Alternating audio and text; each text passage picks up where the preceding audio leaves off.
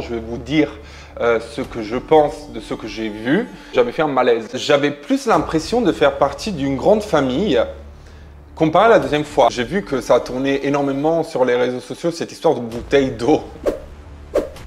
Toutes les méchancetés qui ont été dites dans mon dos. Dans tes vidéos, tu me traites de teubé, de bête à manger du foin. Jessie et Fanny, moi je les aime bien. C'est vrai que j'aurais pu prendre l'expédition. Voilà. Salut les amis, aujourd'hui, vu que la diffusion des apprentis aventuriers a commencé, j'ai envie de vous parler un peu de mon aventure sans vous spoiler. Mais je vais vous comparer un petit peu ma première aventure dans les apprentis avec la deuxième. Et je vais commenter avec vous les épisodes qui ont été diffusés jusqu'à présent. Je vais vous dire ce que je pense de ce que j'ai vu, s'il y a des choses qui m'ont étonné ou pas. Et j'ai envie en fait de vous donner mon opinion, mon avis. Mais tout ça juste après le générique.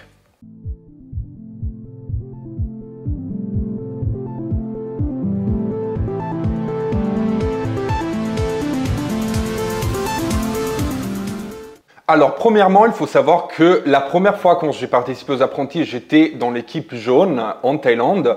J'avais adopté une stratégie, on va dire ça comme ça, différente de la deuxième fois. La première fois, j'avais mangé comme jamais. Jusqu'au dernier jour, je m'étais bouffé des pizzas, des burgers, tout et n'importe quoi. J'avais pris plusieurs kilos. Je pense entre 5 et 7 kilos parce que je m'étais dit de toute façon je vais crever la dalle, je vais aller mourir de faim et du coup je vais stocker un peu de graisse, de toute façon je vais la perdre avec le tournage. Technique qui a marché dans le sens où j'avais plus ou moins plein d'énergie. Mon corps avait été choqué parce que quand même quand tu passes de bouffer énormément tous les jours à rien bouffer, ton corps il est un peu choqué. Mais c'est vrai que si je la compare à la deuxième fois où j'avais perdu énormément de kilos avant le tournage, c'est vrai que j'avais plus d'énergie la première fois. La deuxième fois, j'avais pas faim, je pensais pas à la bouffe constamment comme la première fois, mais c'est vrai que mon corps il était totalement faible. Dès le début, même quand j'ai tourné le portrait, j'avais fait un malaise. J'ai été tombé dans les pommes, du coup on avait dû s'arrêter parce que je devais prendre de l'air. Il faisait extrêmement chaud aux Philippines. Le portrait, on l'avait tourné sur la plage. Et du coup, j'avais fait un petit malaise. Et après, quand j'ai bu énormément d'eau, etc., j'aurais pris un peu de force. On a continué à filmer le portrait. Mais c'est vrai que même avant de commencer, j'étais hyper faible parce que je dormais pas, je dormais très peu, je dormais mal parce que j'étais stressé par rapport à ma situation, par rapport à mon couple et à des problèmes que j'ai à la maison que je ne vais pas vous expliquer parce que c'est personnel. Mais voilà, c'est vrai que la première fois, j'étais arrivé en début de tournage, en début d'aventure avec plus d'énergie que la deuxième fois. Si je dois vous parler des groupes de candidats qu'il y avait dans ma première expérience et la deuxième, c'est bizarre. Je pense que tout était dû un peu à ma situation psychologique parce que la première fois, même si je connaissais personne, même si j'étais un peu l'outsider dans ma première aventure, j'avais plus l'impression de faire partie d'une grande famille comparé à la deuxième fois. La deuxième fois, même si j'étais dans une alliance qui était formée naturellement parce qu'il y avait quand même Charlotte, Jessie, Fanny, le frère de Charlotte et du coup des gens que plus ou moins, le frère de Charlotte je ne le connaissais pas mais des gens que je connaissais déjà plus ou moins et avec qui j'étais en alliance dans les 50. Même si je connaissais déjà Aya que j'appréciais déjà énormément depuis le cross et même si l'équipe rouge, ils étaient hyper cool dès le début, c'est vrai qu'il y avait moins l'esprit de famille, moins l'esprit de groupe comparé à ma première expérience. Après, je pense que ma vision des choses est due aussi à mon état mental, comme je vous disais tout à l'heure. La première fois, j'avais l'esprit libre, j'étais bien dans ma tête, j'avais pas énormément de pensées, j'étais prêt à vivre l'aventure à 100%, alors que la deuxième fois, pas du tout. Du coup, c'est vrai que ça, je pense que ça joue énormément aussi sur un peu mon point de vue par rapport à la situation. Une autre différence qu'il y avait entre ma première expérience et la deuxième, c'est vraiment la présence du bambou parce que tout le monde se moque de moi et quand on voit les épisodes, on dirait qu'il n'y a aucun bambou qui m'allait bien. Mais tu veux le trouver où ton bambou? Un bambou, c'est un bambou. Ça va pas? Mais il est trop sec. Et ça là, Nicolo? Non, il est trop épais. Celui-là? Non. Si tous les gens qui étaient sur la plage, ils sont sincères, ils peuvent vous dire qu'il n'y avait vraiment pas de bambou sur la plage. Et même le bambou sec que Fabrice m'avait ramené, et que j'avais dit qu'il était trop sec, et même celui trop épais, je les avais utilisés pour essayer de faire du feu. Je ne sais pas si on va le voir dans les prochains épisodes, c'est pas un spoil de ouf, hein, mais je ne sais pas si ça a été coupé ou si on va le voir dans les prochains épisodes, je ne sais pas. Mais j'ai tenté quand même de faire du feu avec les bambous que Fabrice avait trouvés parce qu'il n'y avait pas de bambous sur la plage. En Thaïlande, dans la forêt, il y avait 400 milliards de bambous. Là, il n'y avait pas de bambous. Il faut dire que la plage, la jungle des Philippines, il y avait rien les gars, mais rien, il n'y avait rien à manger. Les palmiers, ils étaient hyper hauts et du coup, impossible de prendre les noix de coco. Moi, en Thaïlande, je coupais les cocos directement de l'arbre. Aux Philippines, c'était pas possible parce que les palmiers, ils étaient trop hauts. Et du coup, les seules noix de coco qu'on pouvait prendre, c'était les noix de coco qui étaient déjà tombées par terre. Mais il faut calculer que le 90% des noix de coco qu'il y avait par terre, elles étaient moisies. Du coup, on avait très peu de coco, très peu de nourriture. C'était la grosse galère, les gars. Vous allez voir dans les prochains épisodes, c'était l'enfer. Si je dois vous dire si j'ai préféré la Thaïlande ou les Philippines, mais 400 milliards de fois la Thaïlande. Et la jungle, elle était beaucoup plus fournie qu'aux Philippines. Pour ce qui concerne aussi, parce que j'ai vu que ça a tourné énormément sur les réseaux sociaux, cette histoire de bouteille d'eau. Il n'y a pas de triche, les gars. Quand on allait chez le médecin et on devait prendre des médicaments, bien évidemment, il nous donnait des petites bouteilles d'eau pour prendre les médicaments. Et vu qu'on n'allait pas se boire quand même une bouteille d'eau entière et on n'allait pas la jeter parce que l'eau elle est précieuse, je pense qu'on est tous d'accord sur ça. En fait, nous, on rentrait avec la petite bouteille d'eau pour la terminer. Tout le monde avait accès à des bouteilles d'eau quand on allait chez le médecin. Sinon, on avait nos gourdes avec l'eau. C'est vrai que les gourdes qu'on a dans les apprentis aventuriers, c'est des gourdes métalliques. Du coup, quand on mettait l'eau dedans, l'eau, elle avait un goût un petit peu de fer, de métal et c'était un peu dégueulasse. Déjà que tu n'as pas à manger, déjà que tu dors très peu la nuit, déjà que l'aventure est compliquée. En plus d'avoir de l'eau qui a le goût du fer, c'est pas ouf. Du coup, on essayait un peu tous d'avoir des bouteilles d'eau chez le médecin. C'est pas une question de triche, il n'y avait pas des gens qui avaient de l'eau et des gens qui n'avaient pas de l'eau. Il faut savoir que dans les apprentis aventuriers, il y a une chose qui nous donne à volonté, c'est l'eau potable. Il n'y a pas des gens qui ont droit à une bouteille d'eau et des gens qui n'ont pas droit à des bouteilles d'eau. Et on ne nous file pas de la bouffe en scred, je peux vous l'assurer parce que tous les gens qui ont participé aux apprentis aventuriers peuvent témoigner qu'on crève vraiment de faim. Il y a aussi des gens qui disent que la production aurait mis sur la première plage la migale pour faire une séquence. Les gars, il n'y a pas besoin que la prod nous mette des insectes dans une cabane pour faire une séquence. Je vous jure, on est sur une plage et c'est une plage collée à une jungle sauvage, une jungle pas habitée et du coup, il y a plein d'insectes, il y a plein d'araignées, il y a plein de tout n'importe quoi. Il y avait plein de puces de sable, surtout aux Philippines. Chose que j'ai détestée, il y en avait beaucoup moins en Thaïlande. Du coup, ils ne mettent pas des insectes pour nous faire trembler la nuit. Les insectes, ils sont dans la nature et nous, on est dans la nature. On va parler des épisodes là et je vais vous donner mon point de vue par rapport à ce qui a été diffusé jusqu'à présent. Il faut savoir que nous, les candidats, on n'a pas accès aux épisodes en avant-première. Du coup, on les regarde en diffusion en même temps que vous. Et il faut savoir aussi que nous, on n'est pas au courant de ce que les autres ils disent en interview et on n'est pas au courant de tout ce qui se passe parce que tu es au courant de ce que tu vis en première personne, mais tu ne sais pas ce qui se dit sur toi et du coup, tu le découvres pendant la diffusion. Beaucoup de gens sont choqués de toutes les méchancetés qui ont été dites dans mon dos. Moi, personnellement, je vous dis, je ne suis pas choqué parce qu'on m'avait prévenu. Il faut savoir que quand il y a eu ma rupture avec mon ex, il y a des candidats qui étaient sur ma plage qui m'avaient écrit, ils m'avaient dit on n'est pas étonné de ça parce que dans ton dos, ça parlait extrêmement mal. Mais je ne savais pas si c'était devant les caméras ou sans les caméras. Maintenant, j'ai vu que je regarde les épisodes. Il faut savoir qu'il y a eu la première semaine de diffusion, du coup 5 épisodes, 6 épisodes, et on a vu que le premier jour et demi. Hein. Du coup, les excuses, j'ai entendu dire ouais, je suis exécrable, je suis mauvaise, je suis mauvais parce que on mangeait pas. Il faut savoir que vous avez vu que un jour et demi. Du coup, le premier jour, on avait fait un grand petit déj avant de commencer. Du coup, le ventre, il était bien rempli. Il était bien rempli. La dalle, tu commences à la crever le lendemain du premier jour. Le premier jour encore, tu as les forces. Et vu qu'on mange énormément juste avant de débuter le tournage, t'as pas faim. Tu commences un petit peu, tu commences à avoir faim la première nuit, mais pas plus que ça, je vous l'assure. Mais en tout cas, quand j'ai vu tout ce qui a été dit sur mon dos dans les épisodes de la part de mon ex, en fait, je me suis dit, c'est une belle saloperie. Hein.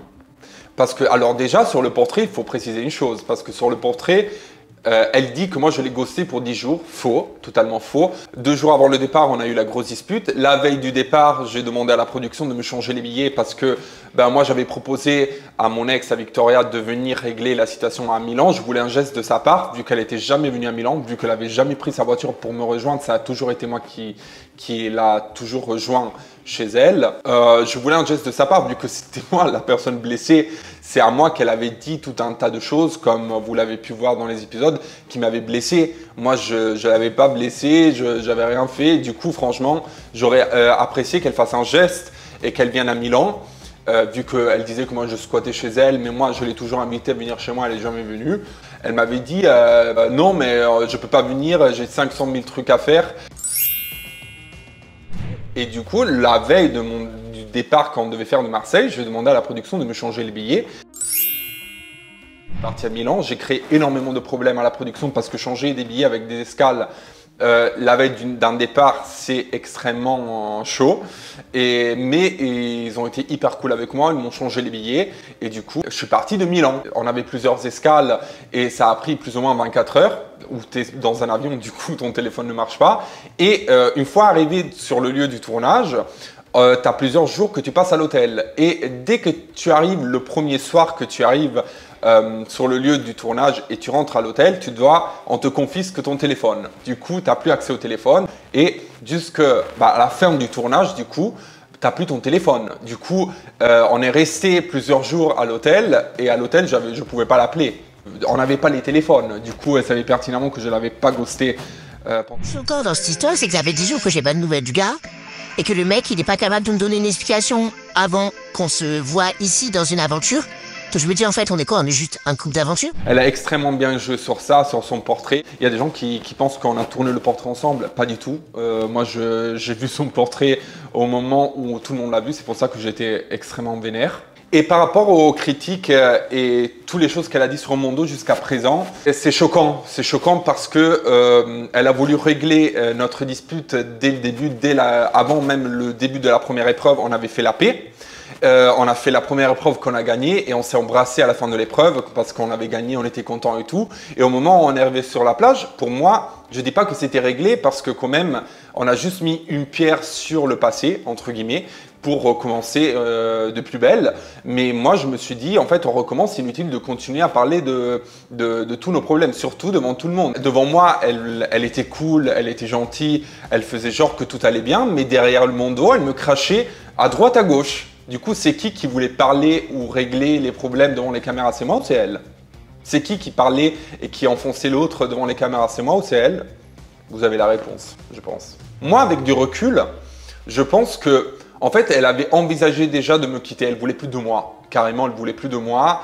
Elle s'est remise avec moi dans les apprentis, mais à côté de ça, elle a activé la machine pour me salir et me faire passer pour un bâtard, pour ensuite me quitter. Parce que nous, dès qu'on est rentré des apprentis, on ne s'est plus jamais revus parce qu'elle trouvait 3000 excuses pour pas que j'aille chez elle, pour pas qu'on se voit. Voilà, je pense que c'était prémédité. Je pense, après je me trompe peut-être, mais je pense que la stratégie c'était, je le salis je le fais passer pour quelqu'un de méchant, mauvais dans les apprentis, je me remets avec. Après, quand je le quitte, de toute façon, avec la diffusion, je vais pouvoir me justifier. Je ne vais pas tout vous expliquer maintenant parce que vous allez tout voir dans les apprentis, vous allez tout comprendre pourquoi, comment et pourquoi. Ben moi, ça fait un moment là maintenant que ça va mieux, entre guillemets, parce que en fait, il s'est passé des dingueries avant les apprentis que j'arrive pas à digérer. C'est pour ça qu'on en est arrivé là, en gros.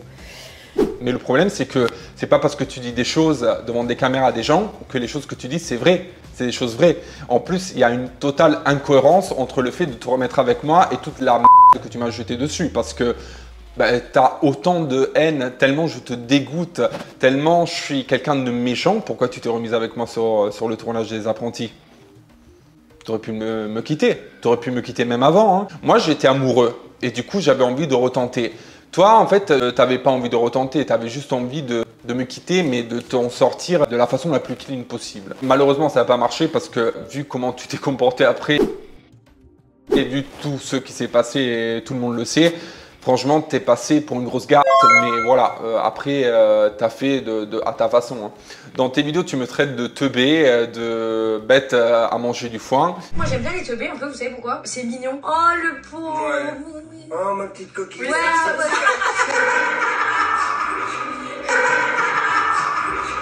mais non, mais après, je fais des vannes hein, quand même dans le diapo, c'est pas non plus manger le foin. Il est près du foin. Il est près du foin.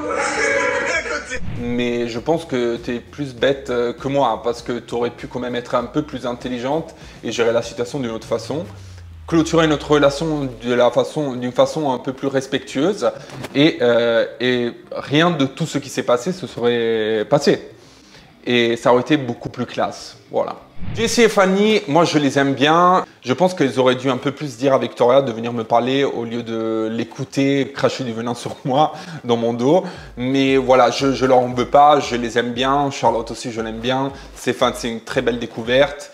Et aussi les autres, je les aime bien. Pour ce qui concerne mon choix du riz, c'est vrai que j'aurais pu prendre l'expédition, l'accès à l'expédition. Mais en fait, vu l'expérience que j'avais vue des Oranges dans ma saison en Thaïlande, qu'ils avaient eu accès à toutes les expéditions, mais ils n'avaient jamais gagné une expédition. Et même à l'expédition de la finale, ils sont arrivés derniers parce que nous, moi et Virginie, on était arrivés deuxième.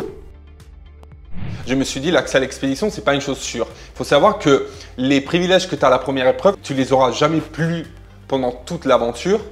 Et du coup, les 500 grammes de riz, tu peux les acheter à l'épicerie, mais ils sont hyper chers. Tu dois dépenser énormément de perles pour les avoir. Moi, je ne connaissais pas mon niveau comparé aux autres et je ne connaissais pas le niveau des autres. Du coup, je me suis dit, en fait, c'est pas avec une épreuve quand on peut voir le niveau de tout le monde. C'est pas sûr que j'aurai l'opportunité de gagner beaucoup de perles, de gagner, du coup, de pouvoir acheter beaucoup de bouffe. Je me suis dit, je prends une chose sûre, le riz.